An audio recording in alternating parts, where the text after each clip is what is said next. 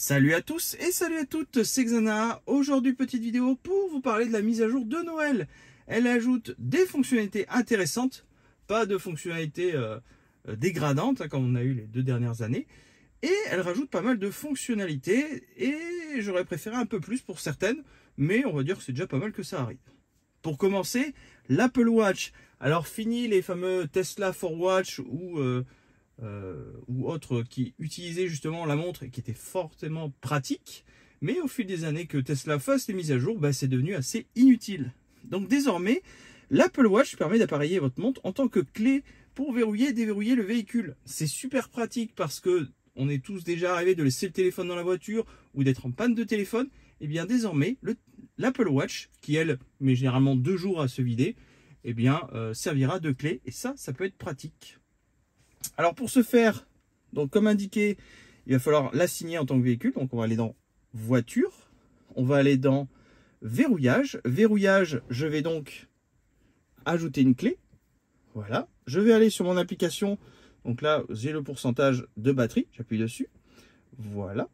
Et donc là, installer la clé sur l'Apple Watch. C'est parti, couplage en cours. Ça y est, elle a appareillé. Donc ça me permet de verrouiller la voiture. Et ça, c'est plutôt cool.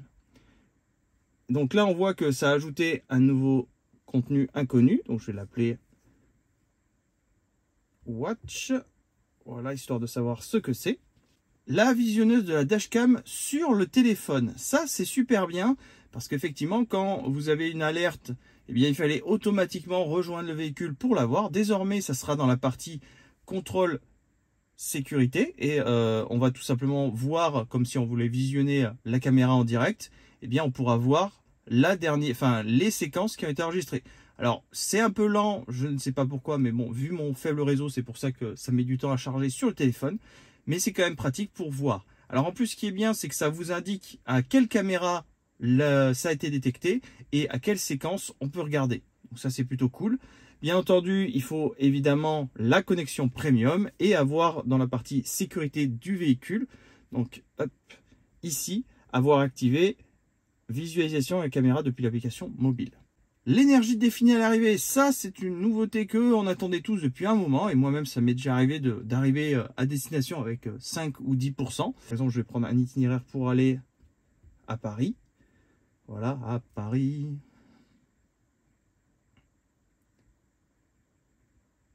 Tac, voilà, direction Paris. Maintenant, en plus, on a un message 6 degrés à l'arrivée sur la destination finale. Donc, c'est sympa pour nous le rappeler. Hop, je fais 3 petits points. Et là, énergie à l'arrivée, non. Puisque là, actuellement, alors je vais le couper histoire de voir à combien on arriverait. On arriverait à Paris avec 10%. Ça ne m'intéresse pas. J'aimerais arriver au moins avec, hop, on va dire 40%. Je valide. Il va me recalculer un itinéraire. Et là, hop, parfait. Arrivé à Paris avec 40% et bien sûr il s'est adapté. Ça c'est plutôt cool parce que c'est vrai que c'était un peu embêtant de ne pas le prendre en compte. Recherche sur le trajet, donc en mode navigation, vous recherchez un emplacement comme un café fast-food ou tout autre étage. Les résultats sont maintenant filtrés pour s'afficher sur votre itinéraire. Chaque résultat de recherche inclut également une estimation de temps pour le détour. Rajouter un KFC, donc on va dire KFC. Voilà, voir les sites. Tac. Il me sélectionne que cela. Voilà. Et là aussi, il m'en a donné 2 autres. Alors par contre, il m'affiche plus mon itinéraire, donc ça c'est un peu bizarre. Mais il m'affiche exclusivement que ceux qui sont sur mon trajet. Voilà, il ne me donne pas vraiment tous ceux qui sont ailleurs de mon itinéraire. Pourquoi pas? Ça peut faire plaisir si on décide de s'arrêter pour, par exemple, manger. Météo à destination. Donc ça, je vous l'avais montré en même temps. Pendant la navigation, votre fichier affichera les météorologiques de la destination dans la fenêtre en bas pour vous dire quel temps fera-t-il là-bas. Ça, c'est plutôt cool. On a l'alerte de circulation transversale arrière. Désormais, lorsqu'on passe la marche arrière, un peu comme qu'on avait eu quand on mettait le clignotant dans une direction pour se déporter et qu'un véhicule passait, un bandeau rouge apparaîtra pour, bien sûr, signaler le véhicule derrière qui s'apprête à passer. Alors, bien entendu, à prendre avec des pincettes, parce que ça va utiliser les caméras latérales et si forcément vous avez plusieurs véhicules proches de vous, elle ne verra pas les obstacles. Elle verra juste du mouvement et c'est ce mouvement qui vous indiquera un risque de collision. TuneIn, donc désormais il y a une nouvelle version pour TuneIn. Alors perso je l'utilise pas, donc je ne peux pas savoir quelles sont les améliorations. Mais on peut maintenant avoir plus de 100 000 stations, donc ça peut être un peu plus intéressant. Évidemment, toujours avoir la connexion premium ou un accès au réseau Wi-Fi. La mise à jour des jeux de lumière, et ça fait réellement plaisir. Désormais, donc on a vraiment encore une fois des musiques, des nouvelles musiques, c'est cool, ou les musiques personnalités. Mais surtout, depuis votre téléphone, il suffit d'aller dans planifier, quand on va dans le téléphone côté planifié, donc ils n'ont pas voulu trop s'embêter. Et tout en bas, il y a une partie avec marqué justement jeu de lumière. Donc ça vous permet de le lancer à distance. Et ça, c'est plutôt cool en choisissant bien sûr les musiques que vous souhaitez, le volume. Et si on souhaite que les vitres et les rétroviseurs se mettent à bouger. Donc ça, pourquoi pas.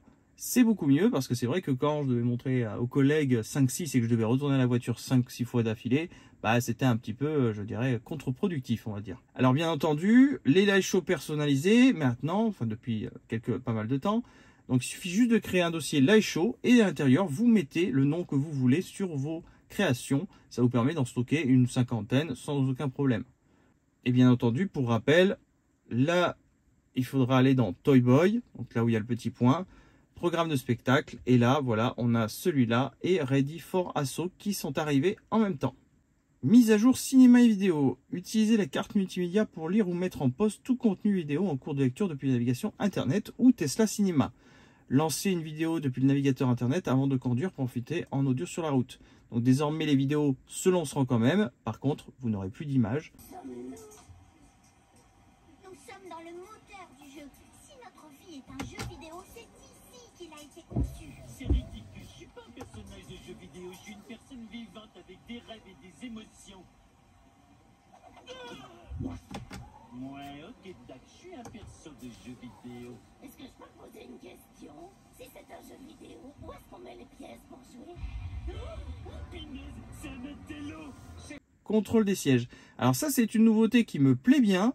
Voilà, le fait est de pouvoir contrôler le siège passager, puisque quand on échange de place avec ma compagne, elle est plutôt petite, donc elle avance à fond le siège, et moi je passe derrière, je dois repousser le siège à fond, donc c'est un petit peu embêtant pour nous deux, alors que la partie conducteur, ben, on change de profil et c'est vite réglé. Donc maintenant on va dans la partie menu, on a le fameux siège qui est ici, et là ça nous permet de bouger le siège. Voilà, ça permet de l'avancer et le reculer. Alors c'est marrant parce qu'on peut même chauffer les sièges maintenant depuis ce menu, pourquoi pas. Et ça c'est un petit peu pour moi très limite. J'aurais préféré avoir aussi un profil passager en plus.